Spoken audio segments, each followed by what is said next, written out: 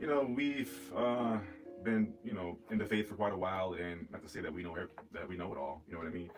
We're humble to learn from each other, and like the word says, study to show yourself approved. So we've been, like, studying, cross-referencing things, and I was a part of the Christian church, and I'm not knocking people who do go, but the things that I do knock is that we are doing things that are not biblically aligned with Scripture teaches, and the church has moved away from the roots of the Hebrew Messiah, and there's so many things attached to like your religion, Jesus. There's a lot of things that is attached to him, and the Messiah, his own words was Matthew 24:24. He says, watch out, that false prophets would arise, and false messiahs will rise, and they will try to deceive the very elect. So we're constantly warned about false messiahs. Well, how do we know if it's a false messiah?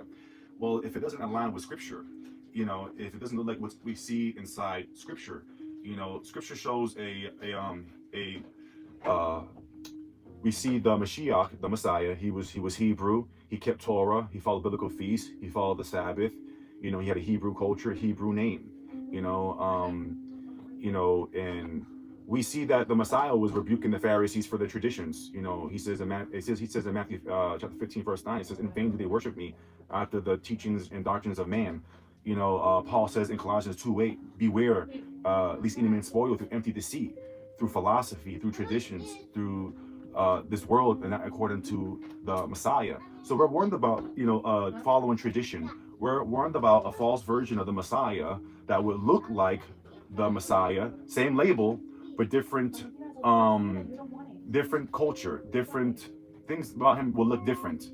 So when we see the biblical Messiah, like I mentioned, and then we see this Iesus, which is now called today Jesus, it doesn't line up the same with Scripture. Why? Because Jesus is attached to Roman culture, Greco-Roman culture. It looks biblical, but the foundation is off. From the holidays that are celebrated surrounding the Messiah,